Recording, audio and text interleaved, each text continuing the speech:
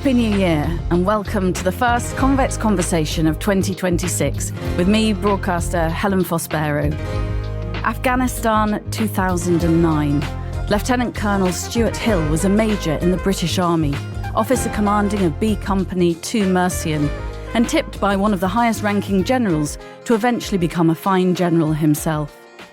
But on July the 4th that year, during an intense operation codenamed Panther's Claw, he and his men came under heavy attack by the Taliban in Helmand.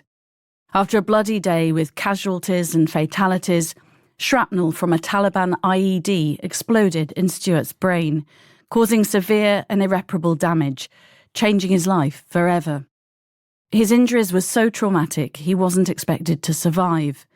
Back in the UK, his wife and 9-year-old daughter received the knock on the door in the early hours that every military family dreads. Miraculously, Stewart did survive, but eventually was medically discharged from the army. After almost 2 decades of devoted service, the career he loved was over. Life as he knew it as the husband and father who went out to Afghanistan was also over, and the daunting, difficult, frustrating path of rehabilitation began. Today, Stewart's here in the Convex Conversation studio to share his inspirational story and to talk about how becoming an artist, a painter and a poet are helping him find himself again, as well as speaking on the stage.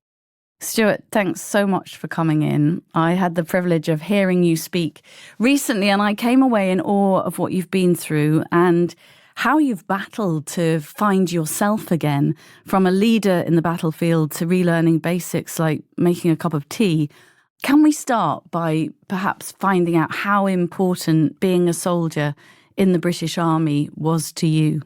Yeah, I think it's the best place to start because it highlights then later on a lot of the struggles that I have. Being a soldier, being an officer, having the pleasure and honour of leading soldiers was everything to me. Sorry, I'm tearing up already. It wasn't a job. It was my identity. Trying to explain, I had an answer for this, but I'm actually struggling now because this is highlighting to me how much I lost by having to work through this.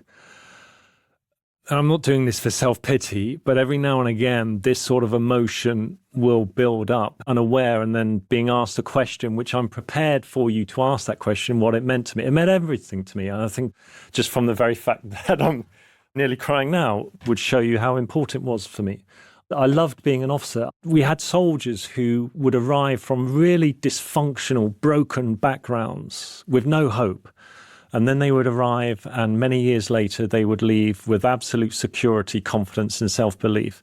So soldiers arrive with no education and leave with a master's degree. See, soldiers arrive with absolutely nothing and leave with everything. Leadership was about influence and inspiration. It was about this pleasure, this joy of having an opportunity to help guide someone's life for the rest of their career, for the rest of their life, and to help them fulfill their potential.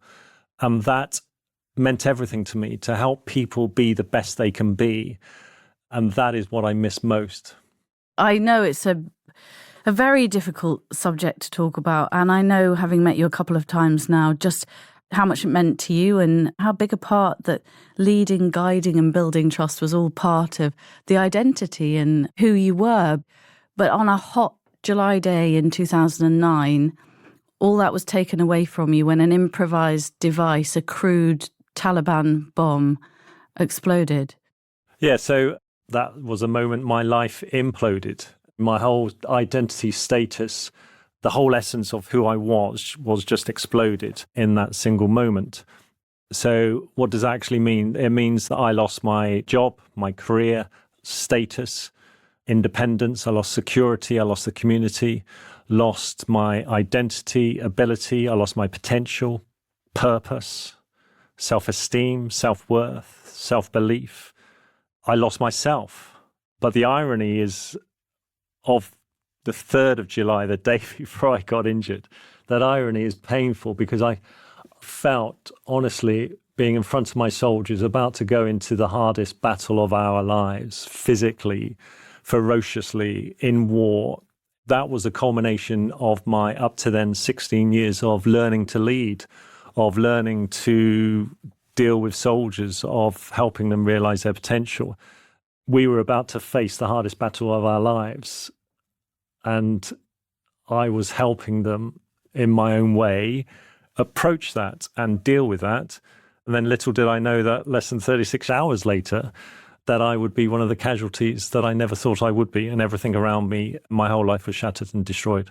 So the eve of battle, the 3rd of July, got the troops, the 100 and odd soldiers together, because we were about to face this battle. And that, in my mind at that moment, was my finest moment as a leader. Here I was about to take these soldiers into the hardest fight of our lives, and they were relying on me and looking to me for guidance, for inspiration, for safety, for protection.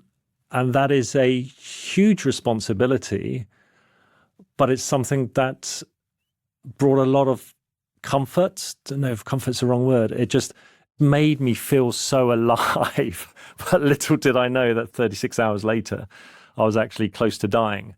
But that was my finest moment, I feel.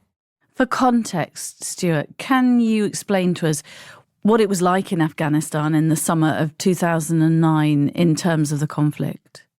So I was out there with the company in 2007, and I want to mention this very quickly, the difference between 2007 and 2009. And the difference was in the proliferation and sophistication of improvised explosive device. So when we were out there in 2007, a lot of the bombs and IEDs we encountered were legacy minefields from the Soviet occupation back in the 80s, but also then crude, rudimentary bombs, which were fairly easy to detect with our metal detecting equipment. So there were some IEDs, but not that many casualties.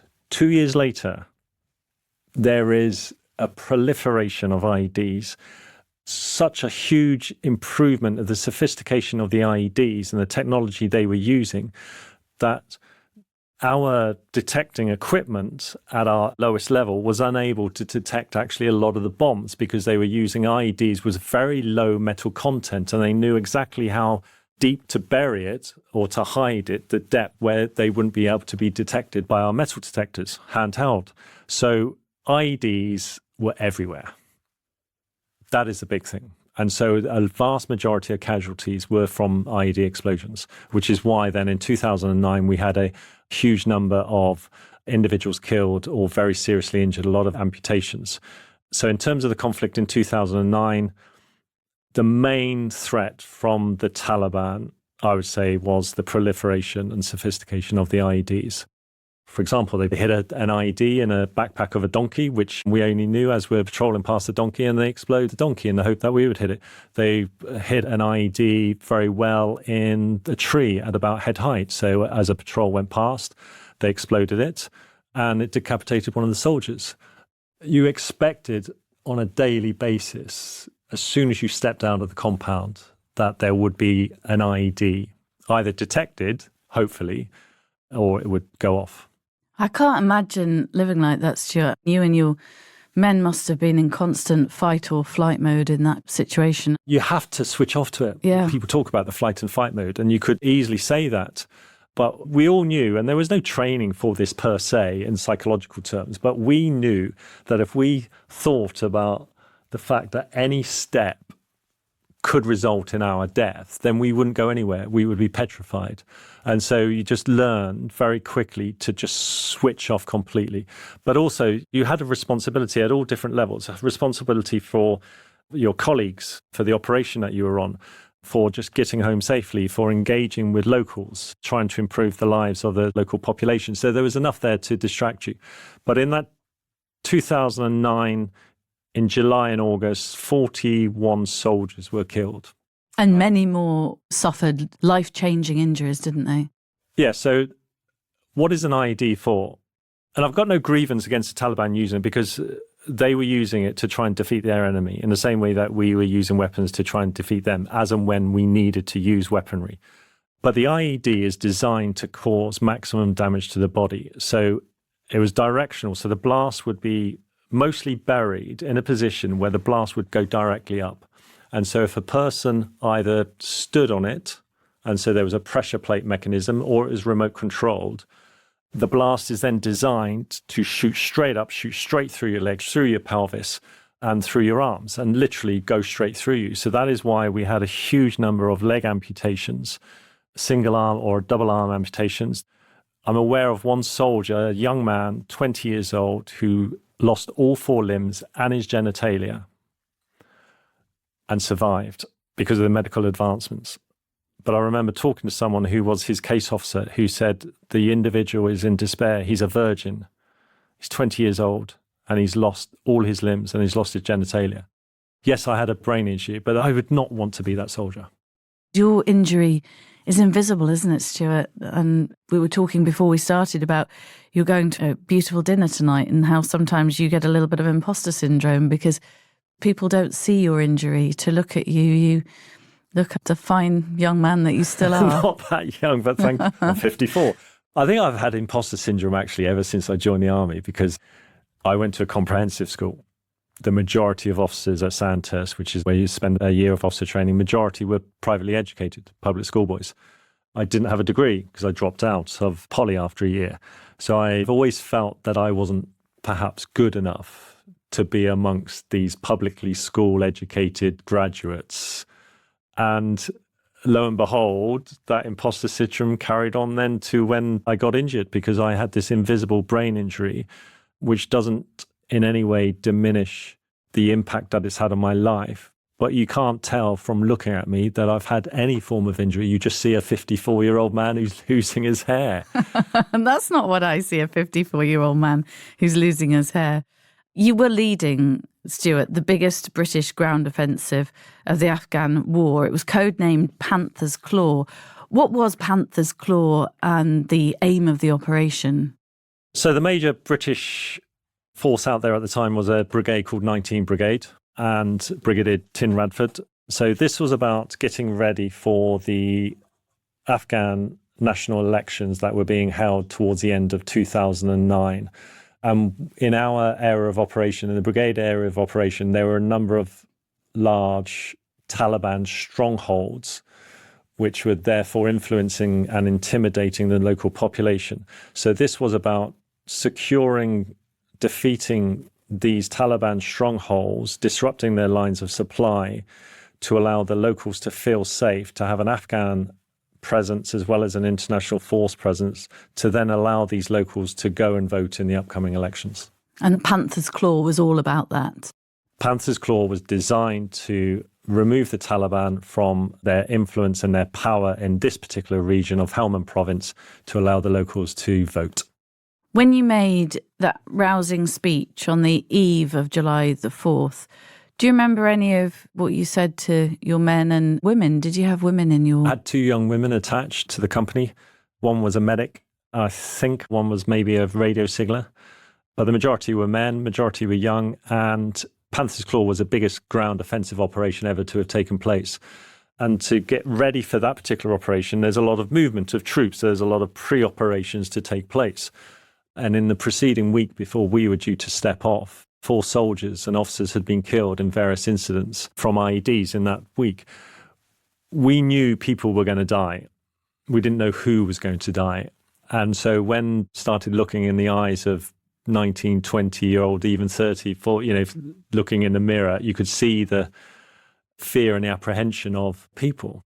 I was so focused on trying to get ready and my plan and do I go left, do I go right, what do I do if that happens, that the company sergeant major Paul Muckle came up to me and said, look, sir, I think you need to say a few words to the soldiers because they're scared.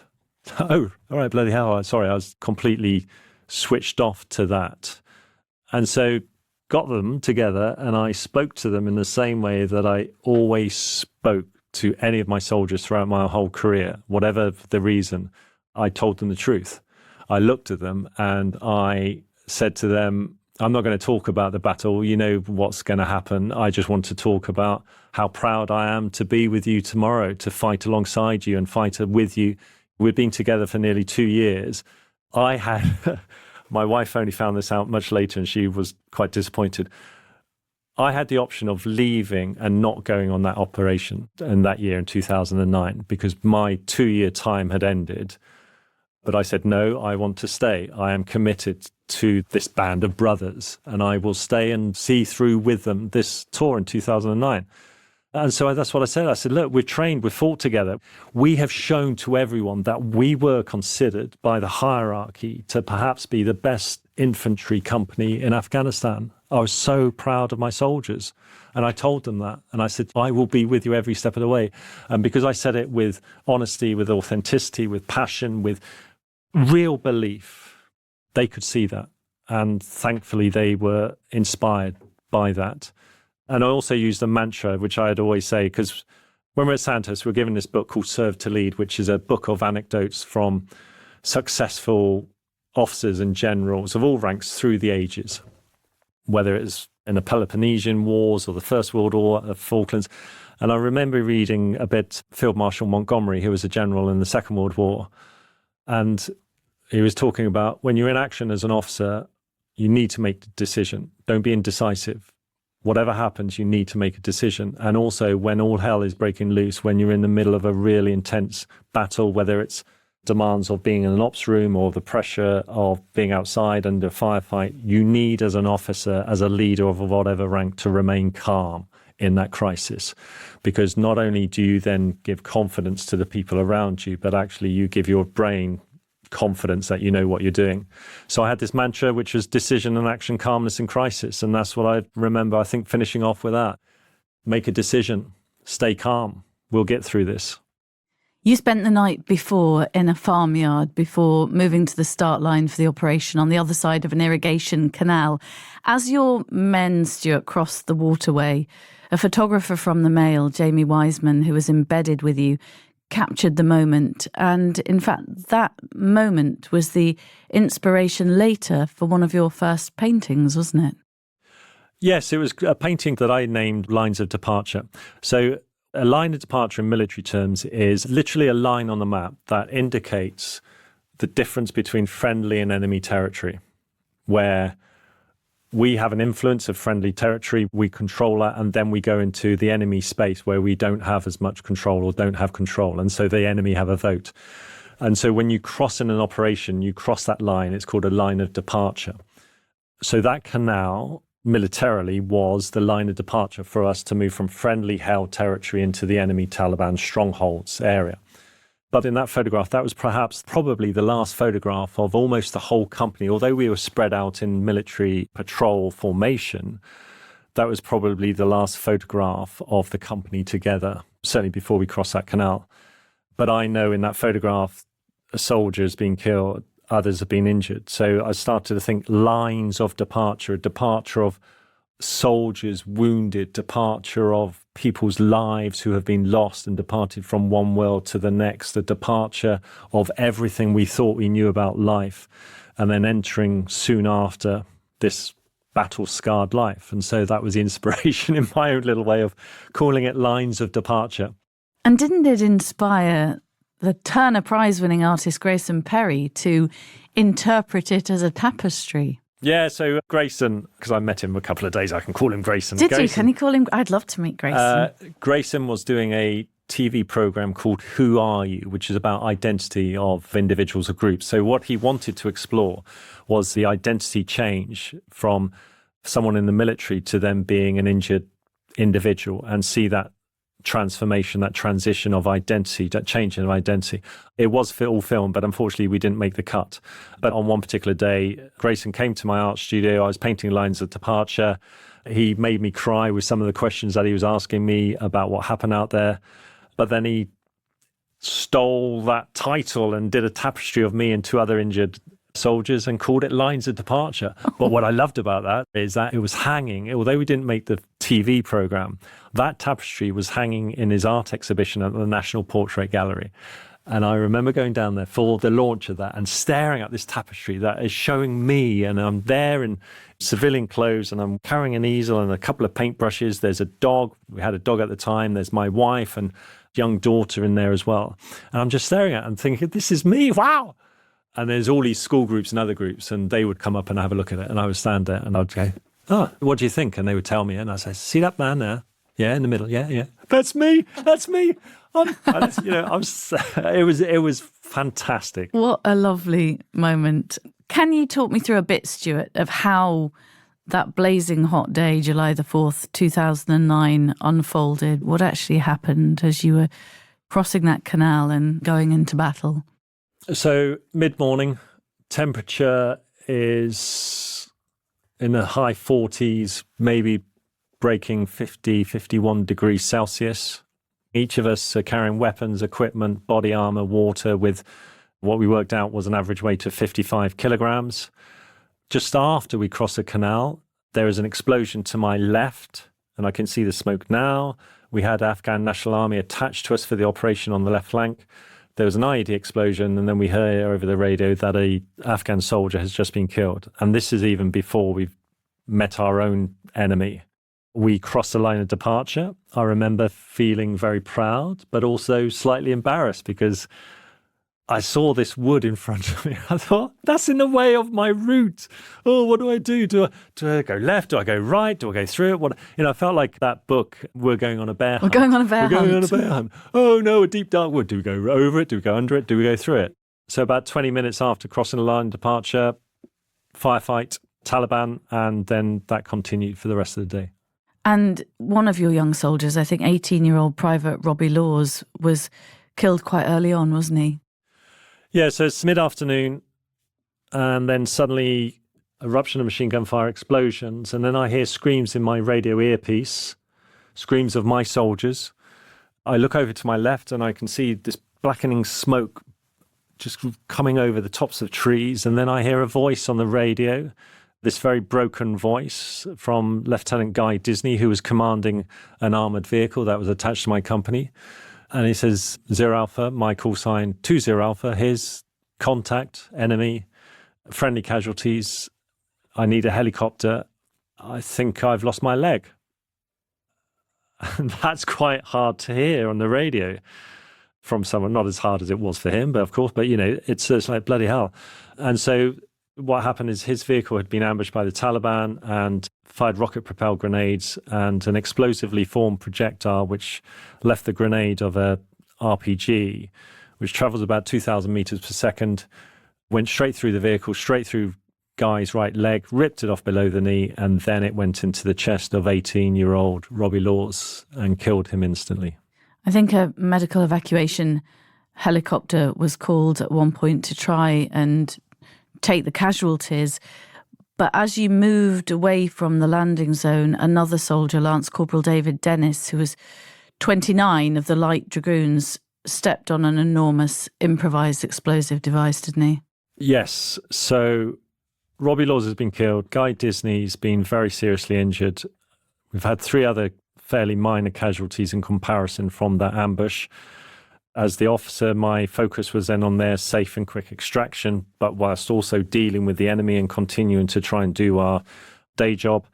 Helicopter, thankfully, there was one available, which we managed to evacuate those soldiers out of there. And that's my last memory of Afghanistan, is watching that helicopter. What I've been told then is that as I'm then talking to my company sergeant major about what we're going to do next and talking on the radio, that Lance Corporal Dennis walked past and stands on an improvised explosive device in an area that we had cleared with our metal detectors. And I said at the beginning about the sophistication. We thought it was clear. We don't just plonk ourselves down anywhere because of this ID threat. So that's the area. I want to set up my headquarters there. Yes, get it cleared. Yes, we think it's clear. We're having a conversation, planning meeting, whatever it is. We're in the office equivalent, and Lance Corporal Dennis walks by, stands on an ID, and he's killed instantly. And is that the explosion, Stuart, that injured you? Yeah, so I don't know how close I was to it, but I was in a close proximity of the blast. The blast destroyed that technical headquarters. It knocked my company sergeant major away unconscious, my forward air controller away unconscious. It knocked my radio signaller away unconscious. The shockwave from the blast burst through both of my eardrums, and shrapnel smashed into my skull, through the back of my brain, through my cerebellum, with 2 tiny pieces stopping 1 millimeter from my brainstem. And I found somewhere in this mayhem with my radio antenna sticking out the back of my skull. And are you unconscious at this point, Stuart? I believe I was. I say I believe. I've got no memory. I would imagine I was. I If just got imagine blown you were. up like that. I mean, No, it was a month before you were properly conscious again, but did people describe to you what had happened on the battlefield? Have they described what happened in those moments to you after you'd been hit? In war, honestly, with weapons, there's an unprecedented violence, a velocity that is impossible to understand and appreciate until it happens. And so I can only imagine what it was like because of my previous experiences of encountering bombs going off and firefights. So when this happened, there would have been mayhem. The headquarters, the most senior people, the most important people in terms of role within the company were destroyed effectively in one blast. That bomb, which I've been told, was so big, it left a hole in the ground. And we are talking hard Afghan ground in the summer, which is like concrete. It left a hole in the ground that you could put in a Golf GTI. Massive explosion. Lance Corporal Dennis, I've been told someone saw it, looked over and saw his body fly over the tops of the trees. Lance Corporal Dennis was found about 20 minutes later. From an outsider observer, I would imagine that they looked around and all they just saw were bodies lying all over the place in some random positions. Thankfully, all those others that I mentioned who were injured, I say thankfully, it turned out to be minor injuries, knocked unconscious, some hearing loss, but that was the extent of their injuries, thankfully. And so apart from Lance Corporal Dennis, who lost his life, I was the most seriously injured. And although that shrapnel was and is still lodged in your brain, I think a lot of the damage, Stuart, came from the force of the blast, didn't it? And presumably what it did to your skull and your brain. Yeah, so the shrapnel itself, which is probably traveling at a couple of thousand miles an hour or whatever, and they're tiny pieces. So it went straight through my cerebellum, which is at the lower base, at the back of the base of the brain. And that is an area of the brain that deals mainly with voluntary movements, with posture, with balance, with motor coordination. That is where, in theory, I should be brain damaged. I don't have a single problem with balance, unless I've been drinking. We all have a problem, don't we, if we've been drinking? Where my disability is, and I use that word accurately because it is a disability, it's in the prefrontal cortex. So if you imagine this blast, so the blast smashed against my brain, and the brain is confined in the skull. And so my brain just rattled around the skull. And so if you imagine that smashing around, it's going to cause a lot of bruising. And the majority of the bruising was in the frontal part of the lobes, the front part of the brain, the prefrontal cortex. And so that's where my disabilities lie. Back in Britain, your lovely wife, Melissa, had the knock on the door in the early hours of the morning that I would imagine every military family dreads. What happened? I know you weren't conscious at this point, Stuart, but what happened? What was that knock on the door like and what did they say? So I mentioned earlier, my last memory was watching a helicopter fly away carrying my dead and injured soldiers. And what I do remember with a heavy heart is watching them, but I also remember thinking of someone, some nebulous soul, didn't know who it would be. I knew that a person would soon be knocking on the door of a next of kin, informing a close relative that their son had just been killed. Little did I know that a few hours later, my wife was receiving a knock on the door from some person in a suit and tie who said to her, "I'm very sorry, but your husband has been very seriously injured in Afghanistan with a head injury. We don't know if he's going to live." So Melissa's like, "Oh, as you would expect, how do I react to that?" She then receives a phone call a couple of hours later and says, "Okay, we can't operate on him in Afghan because we don't have the facilities, the neurological facilities. So we're going to fly him back to the UK, to Birmingham for surgery. We do not know whether he's going to survive the flight." I do survive. Apparently they had to land to relieve the pressure on the brain. So I then arrive in hospital. Melissa's there waiting for me. And she's then told by the surgeon, "Okay, I'm going to operate on him, but I don't know if he's going to survive." Okay. then has surgery. I survived the surgery. And then afterwards, she's told, right, Stuart's in a coma. And when he comes round, we've got no idea of the state he will be in or what his brain will be like. I think sometimes the journey and experience for those loved ones back here is forgotten, because Melissa's gone through every bit of this journey in a very different way, hasn't she? It's been a very difficult journey for her, watching her husband injured like this and not really knowing when you were hanging between life and death, really.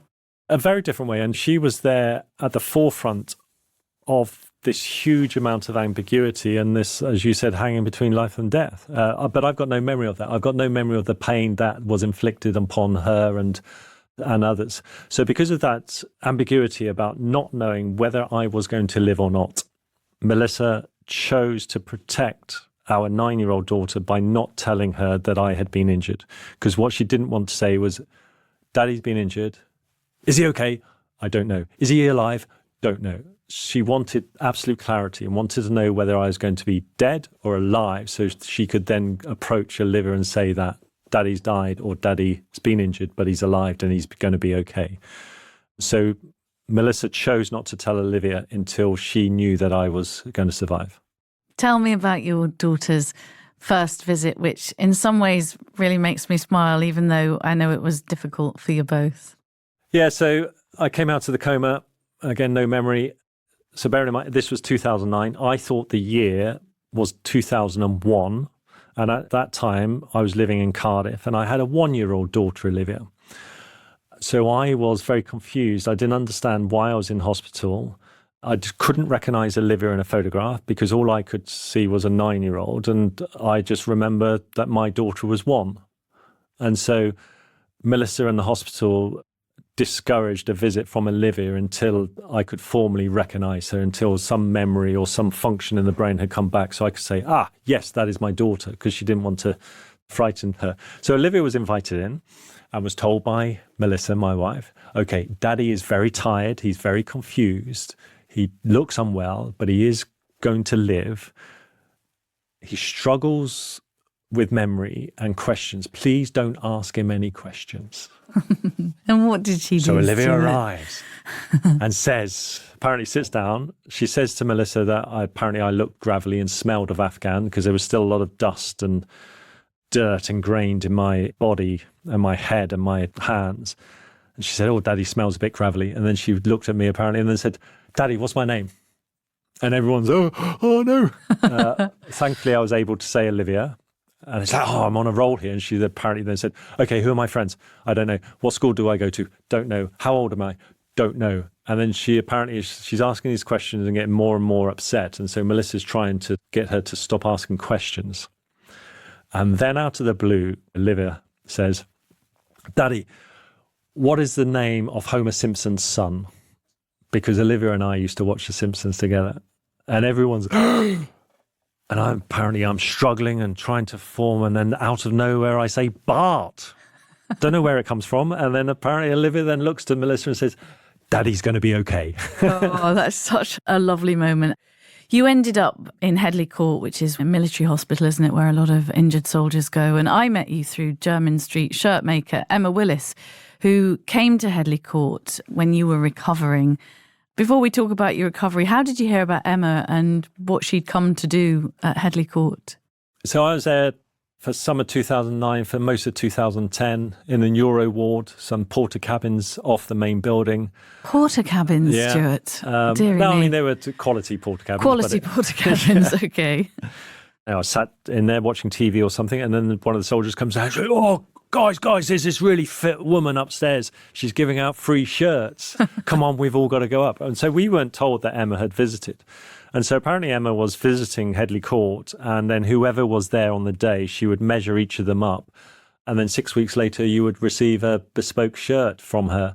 So I joined the queue of mostly men. Dying to meet the fit woman. Waiting to chat to this fit woman and get measured up. I have a chat with her. She's very compassionate, asking what type of shirt I want, about my experiences, how am I? And I feel great in her company, as everyone did. And then 6 weeks later, this ivy blue double-cuffed shirt with mother of pearl buttons arrives in the post. And now someone listening to this might think, okay, a shirt, how can that help fix a broken life? Those shirts were created and woven with perfection, with comfort, with care, with individuality. And they helped bring back something to us that we had all lost, which was confidence, which was pride, which was dignity. And it was unbelievable what that moment with Emma and what those shirts did. So even now, many years later, I've still got some of the shirts and they're a bit fading and yellow, but around the collars. We'll sort that. Emma's probably listening. But when I open my cupboard and I choose a shirt, if I choose one of Emma's shirts, I am choosing what I call a diamond, a daily diamond. When I wear that shirt, I am wearing a memory of benevolence, of compassion, of care, of feeling valued. And it's extraordinary how such a simple act can hold so much emotional weight and memory. They weren't just shirts. It's a story. It's a story that I wear every time I put on an Emma Willis shirt. And I'm wearing one today. You're wearing one today. I would expect nothing less. It was a very special journey. We've seen lots of photographs of Emma in the process of measuring soldiers. I'm particularly thinking that the soldiers who lost limbs. And you can see her gentleness and care. And having featured Emma here on the Convex Conversation, I think she said that soldiers felt that they were able to tell her a little bit of their experience, tell her a little bit of their story. Did you feel that as Emma was taking care to measure you for your shirt, that you could perhaps talk a bit about what had happened to you and that was a little bit cathartic at that time, that gentleness and understanding? Yes is the answer to that. But also, and this may not be an answer that you would like, and not necessarily like, but doesn't conform, is not even the most medically qualified people in neuroscience really understands what it's like to live with a brain injury until you have one. So I know that I was talking to Emma. I know she was compassionate. I know she was sympathetic and completely understanding. I've got and it was wonderful and it allowed me to open up. But trying to explain to anyone, even on this podcast, the impact of a brain injury, it's almost impossible to describe. And at that stage, I wasn't sure what my brain could and couldn't do. It was a moment more of compassion and a chance to speak to someone who may or may not understand what I was going through. I wasn't a minority. There weren't many of us with brain injuries there. I know it's difficult to explain to somebody who hasn't experienced that, but what was day-to-day life like for you with a brain injury, and how did that change over the following months? The challenge of a brain injury, and I use this in the context of, let's say, an amputation, because I experienced being with people with lots of amputations. And when I say this, I'm not trying to suggest that an amputation is easier to deal with than a brain injury or anything like that. If you have an amputation, it's very clear. You've lost a leg, you've lost a limb. Okay, you can't walk, you've only got one leg. You can hop, or we can find a wheelchair or a crutch or a prosthetic leg. We can do something to help you learn to walk again. But it's a very clear and obvious injury that we can try and fix and make it as comfortable as possible. With a brain injury, even with the scans, it's completely invisible. Someone, an occupational therapist, a neurosurgeon, a psychiatrist might be able to say, okay, well, we can say from the scans that the impact has been there, and there. That is an area that's responsible, let's say, for, or mainly responsible for memory or information processing. You may have problems with your memory. You may have problems with information processing, but you will only know that you have problems when you encounter a problem. And so I encountered many problems at the very basic. I remember first time I was home, I was in the bath. Melissa had to dress me and undress me. And I'm in the bath and she wants to leave me alone because she said she felt embarrassed of having to care for her 38-year-old husband and treat him like a child, like a baby. And she leaves me alone, and then she comes in when she hears me crying. And I'm crying because I've got a bottle of I got no memory of this, thankfully, but I got a bottle of shampoo in my hand, and I'm crying because I want to wash my hair, but I don't know how to wash. I don't know what I should do. And that is one example. I had to learn to make a cup of tea. And making a cup of tea was overwhelming for my brain. What cup do I choose? What mug? Do I switch on the hot water tap? Do I switch on the cold water tap? How much water? What tea bag? All these sort of things. Because the damage to the brain is a prefrontal cortex, which is all of the what's called the executive function skills. So I am impaired in memory, in motivation, sounds bizarre, in concentration, in emotion, in happiness, because my dopamine, serotonin, endorphin production of the brain has been hampered. I'm disabled in planning, in processing, in information processing, and in behavior, in personality, in insight, in judgment.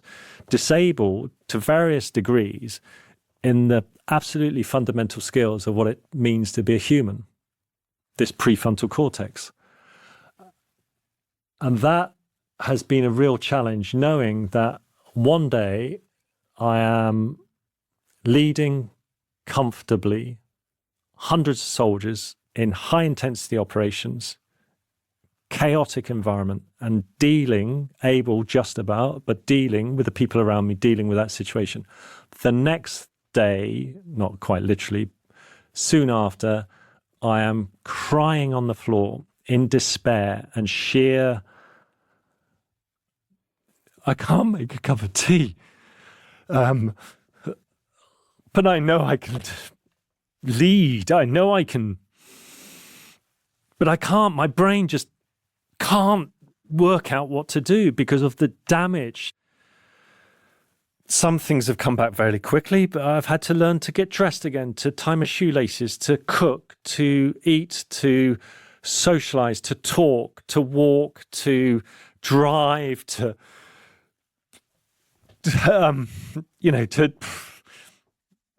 as you can tell, it's been really hard because I've got this bloody identity of being an ex-army officer, of being strong, of being in control and status and whatever. Now I'm just in this bloody wreck like I am now. It's been 16 years and life, there are so many aspects of my life which are fantastic, but it's been such a struggle. No, I know, and it's... Sorry. No, don't apologise at all. Your brain, Stuart, is working so hard today to process and to cope with our interview. You've put a lot of time and effort in to prepare the interview. And I think when we were talking in advance of this, you have an analogy that you can use to give us an idea of how hard you have to work to make your brain work.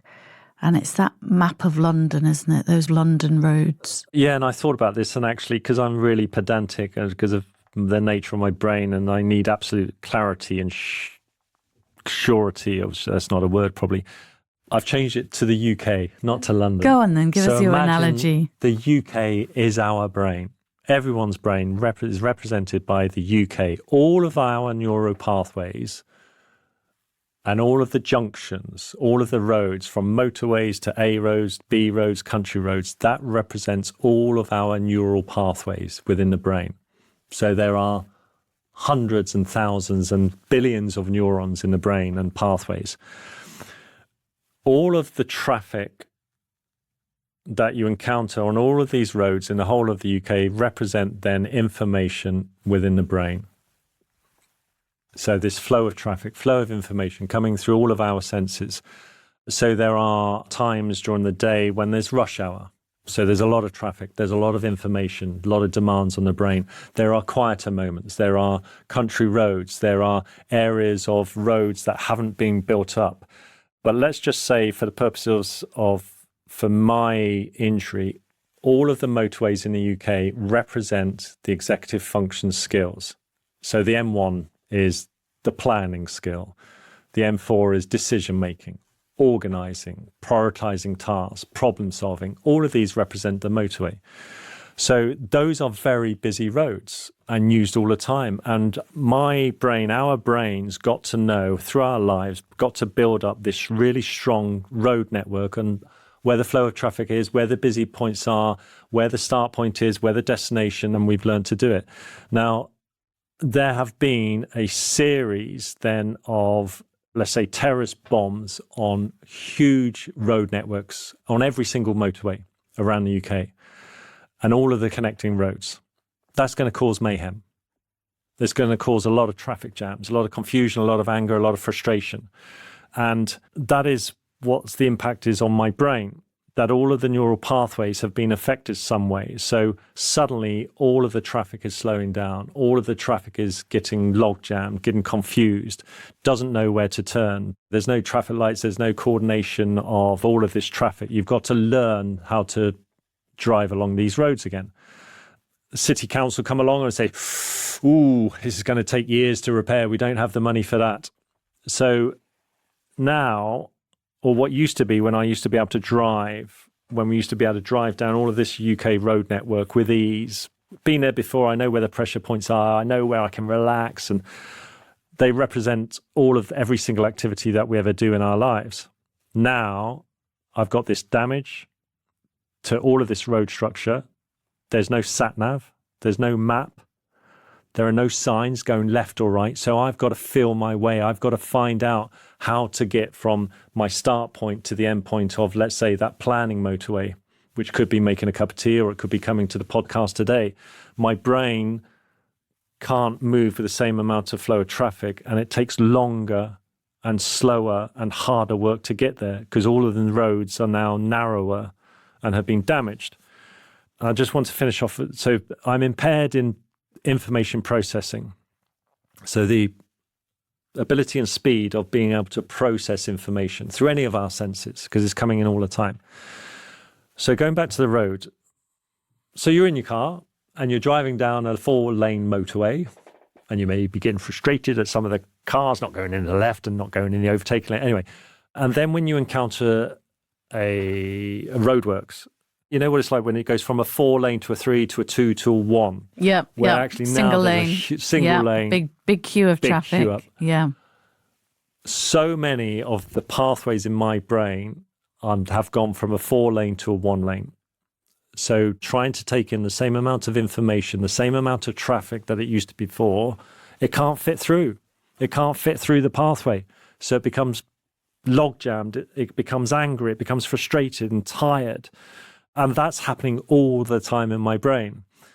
Only, 3 days ago, I was shopping.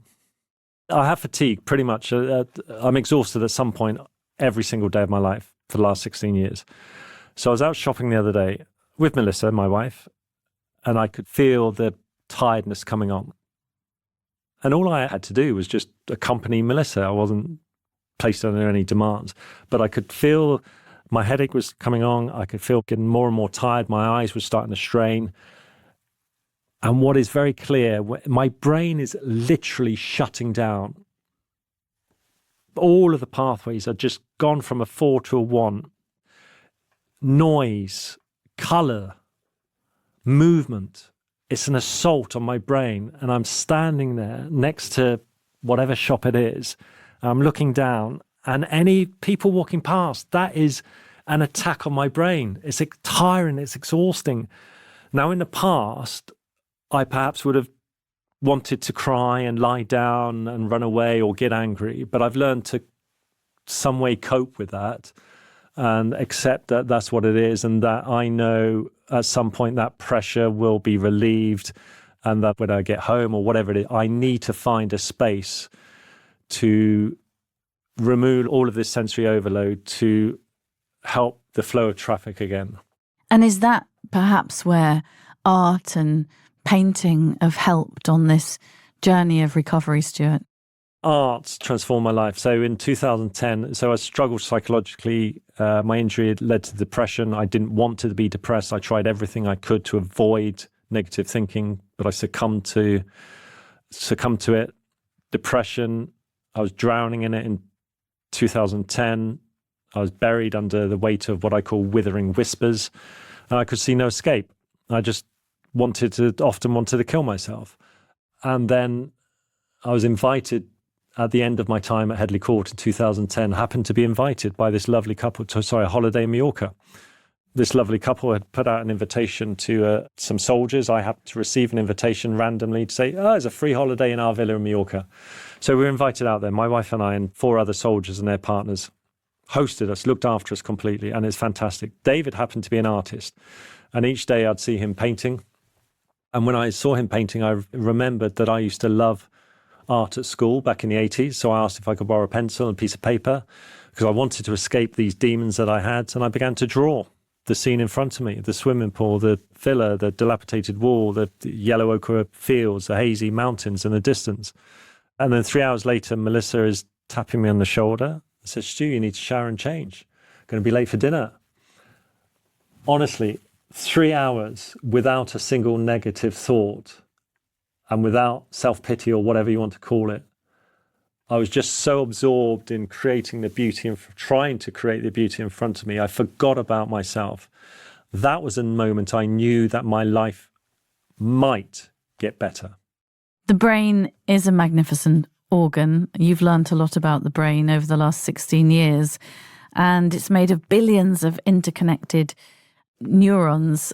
How have you been able to help with things like the power of positive thought to help all those neural pathways be a bit better than the mess you described when there's chaos on the motorways? Yeah, so I had formal therapy. Rehab lasted through, whether it's the NHS, Headley Court, or a brain trust in Leeds, lasted for about 5 or 6 years. They do as much as they can, but I've got to live and experience life and try and deal with the problems. And through the last 16 years, this is a model that I believe in. MPG, minimize negative thinking, pursue positive brain change, and generate collective strength. This is what I call enduring performance. All of my life, before my injury, whilst I was in the army, and certainly after, has been about enduring performance and enduring success, achieving the best I can within my potential and within my capacity and limitations and strengths. How do I do that? How does the brain cope with that? Through MPG, minimizing negative thinking. Do not underestimate, please, anyone, the chain, the weight that negative thinking has on our ability to function within the brain. It's an assault. It just closes down the cognitive action. And the more we think about that, the more we can become depressed and just weighed down. And repetitive, ruminative thinking, this isn't about psychology. This is about brain change. You are building, reluctantly, inadvertently, not wanting to, we are building negative neural pathways if we succumb to negative thinking and keep repeating and repeating. And those negative pathways, they're established in the brain. They're so very hard then to get rid of. And that is why I and many others, it takes such a long time to escape from depression, because the brain has been created to be negative.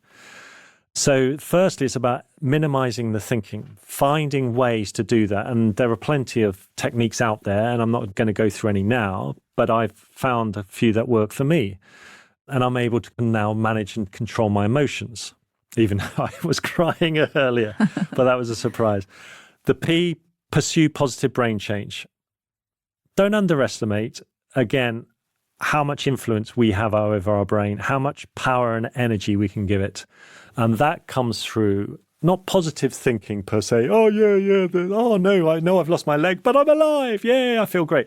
No, it comes through purposeful action, intentional activities to consolidate one's positive emotions and experiences. Do you have an example, Stuart, perhaps you can share? Art, playing the piano, there too. But actually, probably the main one is the daily diamonds. So I write down in my phone, and I have been doing it for 5 years now. It's similar to a gratitude exercise where write 3 things that you're thankful for, but it didn't work for me because I struggled to identify 3 things. Yeah. I couldn't make a decision on what was, seriously, yes, it's like, what 3 things do I choose? So that was overwhelming the brain. Trying to make a decision. So I thought actually it'd be easier if I just pretty much list anything down on my phone that's not negative. And so I've got this list and it gets longer and longer. And so all of our daily, we are encountering these ordinary, incredibly beneficial experiences of everyday life. This cup of tea, chatting to you, this is a diamond if I think about it. But it requires me to absorb it, to enrich it, to spend time on it, because positive energy and emotions is like Teflon. We have to make an effort to do it. Negativity is like Velcro. It just sticks so easily. So this is about purposeful, positive brain change. So rather than build neural pathways of negativity, why don't we build neural pathways of positive brain change and positive energy? Makes so much sense. That gives the brain so much more freedom, so much more safety and room to grow. And then the last one, the G, is generate collective strength. No man is an island. We can't do this on our own. We are a social species, social animal.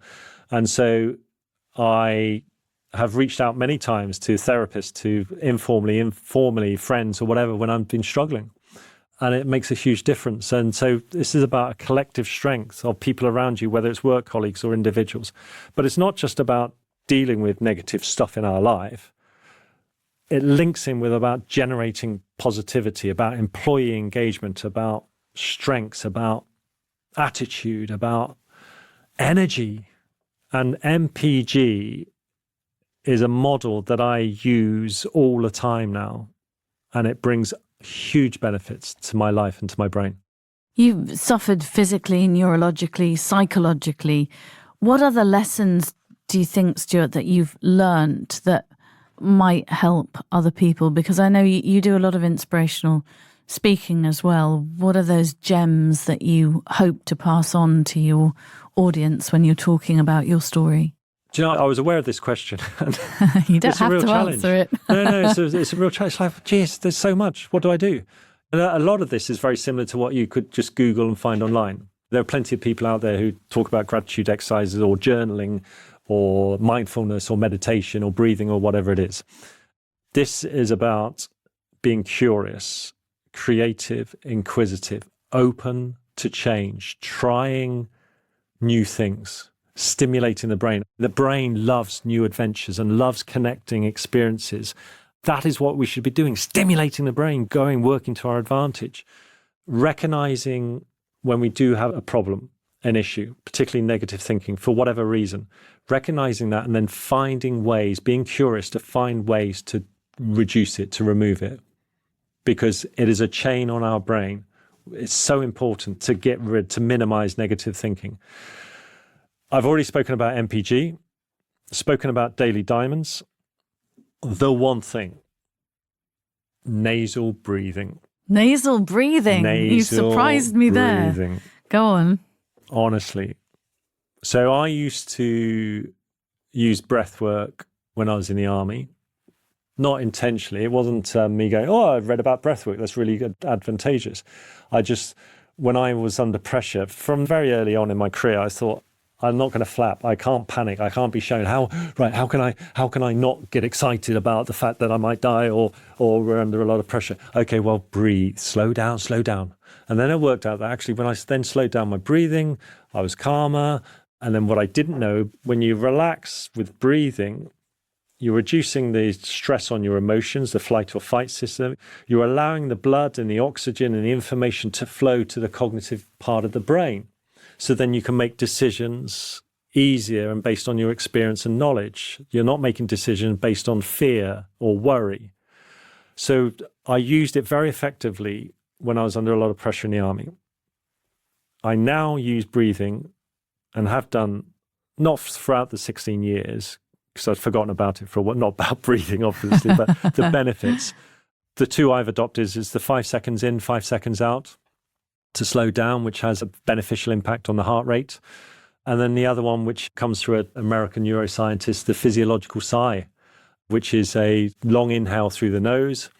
And then when you get to a point where you feel you can't breathe anymore, take another one. But the important thing then is to blow out forcefully, not all at once, but let's say over a 10-second period, all of the air out of your lungs and repeat. And you can repeat that for 5 times, 5 minutes, whatever it is.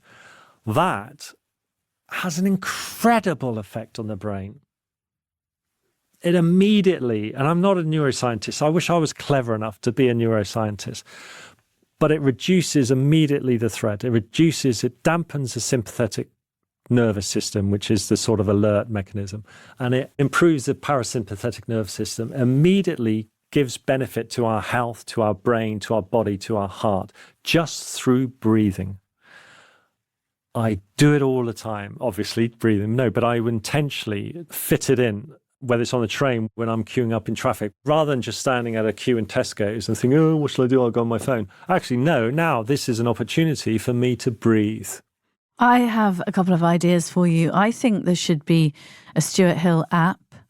And I also think you should write a book, Stuart. I think your stories are incredible. And today we've only really scratched the surface because we've been talking about the brain injury. We haven't talked about all your days as a fine soldier. I heard a general, when you spoke publicly the other week, say that you were tipped to be a very fine general. So I'm sure there are millions of other stories in there.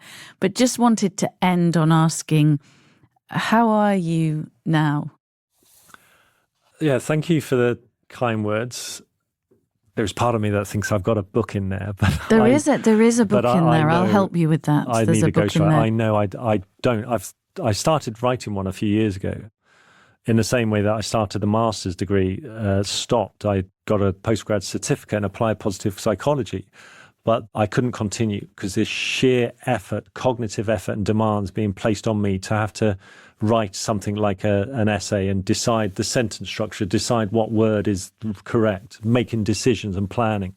It was far too much for my brain, and something had to give, because it's either that or my family or other things. So I know I don't have it in me to write a book in terms of cognitive capacity and energy, but I feel there's one in there somewhere.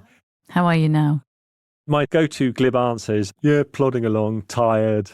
That's pretty much what I say to my wife every day. Tired. How are you? Tired. I can choose to be as happy as I want to be, or as sad and down as I want to be.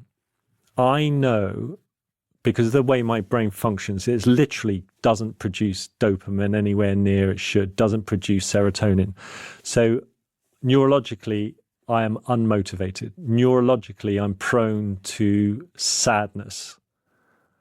I know I could quite easily, if I allow it, I know I could step to that precipice and fall over the cliff.